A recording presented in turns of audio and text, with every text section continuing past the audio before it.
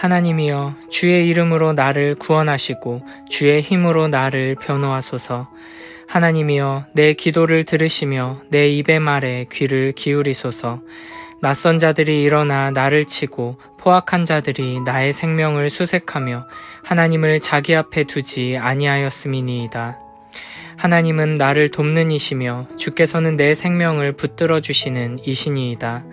주께서는 내 원수에게 악으로 갚으시리니 주의 성실하심으로 그들을 멸하소서.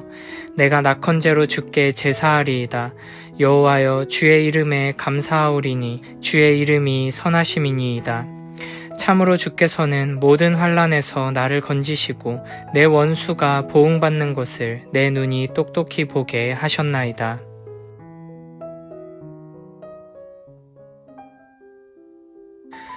시편 54편의 표제는 다음과 같습니다. 다윗의 마스길, 인도자를 따라 현악에 맞춘 노래, 10사람이 사울에게 이르러 말하기를 다윗이 우리가 있는 곳에 숨지 아니하였나이까 하던 때에. 우리는 표제를 통해 시편 54편이 10사람들이 사울에게 다윗이 숨어있는 곳을 알려준 사건을 배경으로 하고 있다는 것을 알게 됩니다. 이 사건은 성경에 2번 나옵니다. 사무엘상 22장과 23장을 보면 다윗은 아둘람굴에 피해 있으면서 400명가량 되는 환난당한 자들과 빚진 자들과 마음이 원통한 자들이 모인 무리와 함께 지내고 있었습니다. 그러던 어느 날 다윗은 블레셋 사람들이 그일라를 쳐서 타작마당을 탈취한다는 소식을 듣게 됩니다. 다윗은 비록 도망자 신세였지만 이스라엘의 왕으로 기름 부음 받은 사람입니다. 그래서 다윗은 하나님께 내가 가서 이 블레셋 사람들을 치리이까 하고 질문합니다.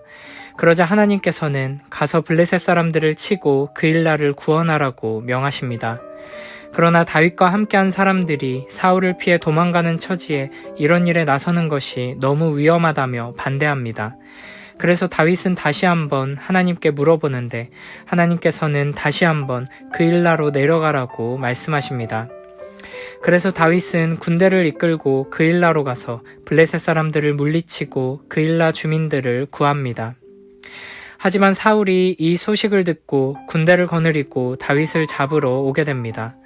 위기를 느낀 다윗은 하나님께 어떻게 될지 물어보지만 하나님께서는 그일라 사람들이 다윗을 배신하고 그를 사울에게 넘겨줄 것이라고 말씀하십니다. 이에 다윗은 그일라를 떠나 광야의 요새와 십광야로 피하게 됩니다. 하지만 이번에는 다윗이 십광야의 수풀에 숨어 있다는 것을 10사람들이 사울에게 알립니다.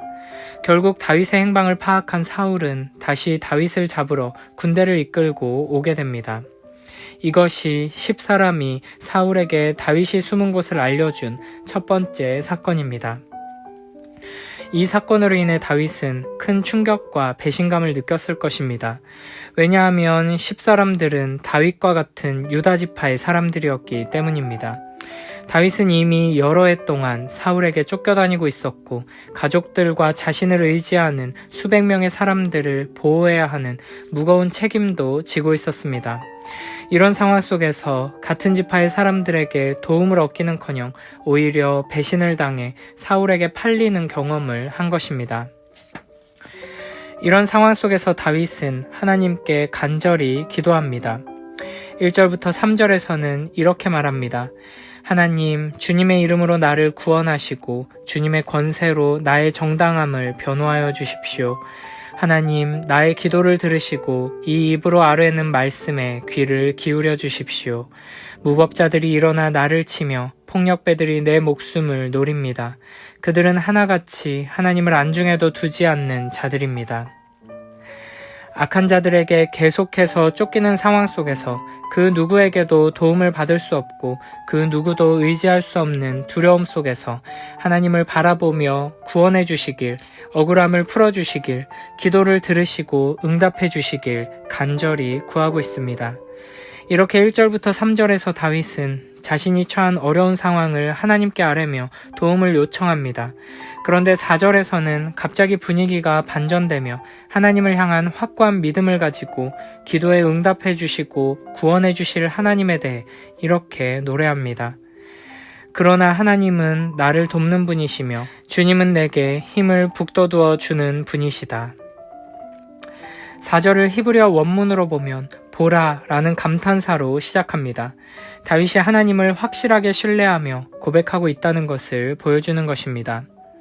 3절의 대적들은 다윗의 생명을 빼앗으려는 자들이지만 하나님은 다윗의 생명을 붙들어 주시는 분이시고, 대적들은 하나님에 대해 전혀 관심이 없는 자들이지만 다윗은 하나님을 주라고 부르며 자신을 돕는 분이라고 고백하고 있습니다. 그리고 이런 믿음의 고백은 5절에 악인들을 향한 하나님의 심판에 대한 기도로 이어집니다. 원수가 나에게 악한 짓을 하였으니 주님이 내 원수를 갚아주실 것이다. 주님의 진실하심을 다하여 그들을 전멸시켜 주시기를 빈다. 주께서 내 원수에게 악으로 갚으신다는 것은 하나님께서 악을 악으로 갚으신다는 의미가 아니라 원수들이 다윗에게 행하려고 했던 그 악이 원수들에게로 돌아가도록 하신다는 의미입니다. 악이 하나님의 백성들을 해치는 것이 아니라 그 나온 곳으로 되돌아가 하나님의 심판의 도구가 되도록 해달라는 것입니다. 다윗은 지금 너무나도 절망적이고 위태로운 상황 속에 있지만 그런 중에도 믿음의 눈을 들어 나와 함께 하시며 나를 도우시고 힘주시는 하나님을 의지하고 있습니다. 신실하신 하나님께서 원수들을 심판해 주실 것을 확신하며 기도하고 있습니다. 우리에게도 이와 같은 믿음이 필요합니다. 특히 악한 자들의 손에 억울하게 넘어지고 고통을 당하는 절망적인 상황 속에서도 우리는 하나님을 끝까지 신뢰하며 다윗과 같은 믿음으로 하나님을 의지하며 찬양하고 기도해야 합니다. 하나님께서는 정의를 행하실 것이고 악은 반드시 징계를 받게 될 것입니다. 다윗은 하나님 앞에 엎드려 하나님을 안중에도 두지 않는 무법자들에 의해 목숨이 위태로운 자신의 상황에 대해 아뢰며 구원을 베풀어 주시길 간절히 기도했습니다.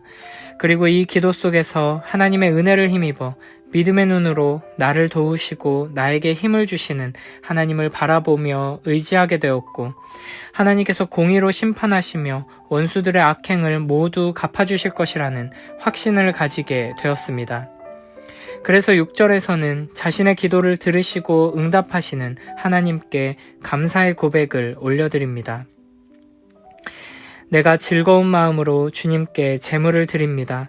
주님, 내가 주님의 선하신 이름에 감사를 드립니다. 6절에서 낙헌제로 주께 제사 드리겠다고 하는데 낙헌제는 꼭 드리도록 정해져 있는 제사가 아니라 드리고 싶은 사람이 자원하는 마음으로 하나님께 드리는 감사와 찬송의 제사입니다. 사실 아직 다윗이 처한 모든 어려움이 해결된 것이 아닙니다. 그럼에도 불구하고 다윗은 기도의 자리에서 믿음의 눈으로 하나님을 바라보며 하나님의 신실하심을 의지했고, 하나님께서 나의 모든 간구를 들으시고 가장 좋은 것으로 응답하셨다는 것을 확신하며 감사와 찬양을 올려드리고 있는 것입니다. 그래서 7절에서 다윗은 자신이 기뻐하며 감사하는 이유에 대해 이렇게 고백합니다. 주님이 나를 모든 재난에서 건져주셨으며 나의 이 눈으로 원수들의 멸망을 보았기 때문입니다. 우리도 기도의 자리에서 이와 같은 은혜를 누리게 되길 바랍니다. 고난과 어려움을 마주했을 때 하나님 앞에 겸손히 엎드려 믿음으로 주님을 의지하며 간절히 기도한다면 우리의 기도는 탄식에서 확신으로, 간구에서 감사와 기쁨의 찬송으로 변하게 될 것입니다. 지금까지 나의 삶을 신실하게 인도하시고 보호하신 하나님께서 지금 내 앞에 놓인 여러 가지 문제와 어려움들에서도 나를 보호해 주시고 선하게 인도해 주실 것을 확신하며 감사함으로 더욱 간절히 기도하는 우리 모두가 되길 축복합니다. 사무엘상 23장 27절부터 29절을 보면 10사람이 다윗이 숨은 곳을 알려주면서 시작된 위기는 이렇게 마무리됩니다. 전령이 사울에게 와서 이르되 급히 오소서, 블레셋 사람들이 땅을 침노하나이다. 이에 사울이 다윗 뒤쫓기를 그치고 돌아와 블레셋 사람들을 치러 갔으므로 그곳을 셀라 하마느 곳이라 칭하니라. 다윗이 거기서 올라가서 엔게디 요새에서 머무니라. 다윗을 추격하던 사울에게 블레셋 군대가 쳐들어왔다는 급한 소식이 들려오고 사울은 어쩔 수 없이 블레셋 군대와 싸우기 위해 되돌아갑니다. 하나님께서 놀라운 역사를 이루셔서 다윗을 보호해 주신 것입니다. 10사람이 사울에게 다윗이 숨은 곳을 알려주는 장면은 사무엘상 26장에서도 등장합니다. 사무엘상 26장 1절에 보면 10사람이 기브아에 와서 사울에게 말하여 이르되 다윗이 광야 앞 하길라 산에 숨지 아니하였나이까 하매 라고 합니다. 이에 사울은 다윗을 잡기 위해 군사 3,000명과 함께 십광야로 가서 길가에 진을 칩니다. 정찰병을 보내 이를 파악한 다윗은 깊은 밤에 아비새와 함께 사울의 진으로 몰래 들어갑니다. 그리고는 사울을 죽이지는 않고 사울의 머리맡에 있던 창과 물병을 들고 나옵니다. 그리고 나서 맞은편 산으로 가서 이렇게 말합니다. 여호와께서 사람에게 그의 공의와 신실을 따라 갚으시리니 이는 여호와께서 오늘 왕을 내 손에 넘기셨으되 나는 손을 들어 여호와의 기름 부음을 받은 자 치기를 원하지 아니하였음이니이다.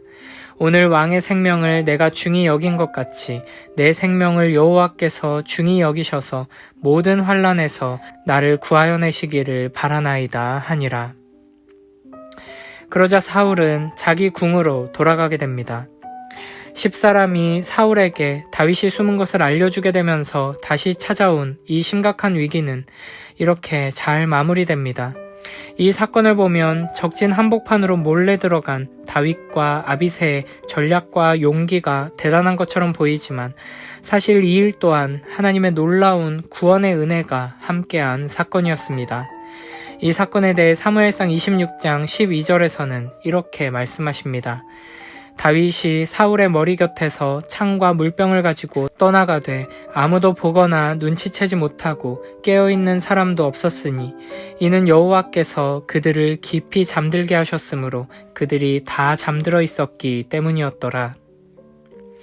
우리는 시편 53편이 이 두 사건 중 정확하게 어떤 사건과 연관된 기도인지, 위기 중에 있을 때 한 기도인지, 구원받은 뒤에 한 기도인지 정확하게는 알 수 없습니다. 그러나 한 가지 확실한 것은 다윗은 너무나도 절망적인 상황, 목숨이 위태로울 만큼 위험하고 큰 배신감과 외로움으로 가득한 상황 속에서도 끝까지 하나님을 의지하며 기도했다는 것입니다.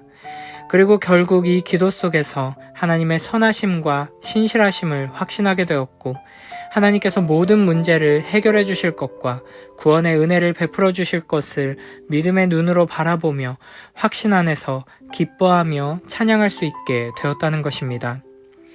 하나님께서 우리에게도 이와 같은 은혜를 부어주셔서 어떤 절망적인 상황 속에서도 하나님 앞에 엎드려 기도하게 하시고 기도 가운데 믿음으로 하나님을 바라보며 기쁨으로 찬양하는 우리 모두가 되길 축복합니다.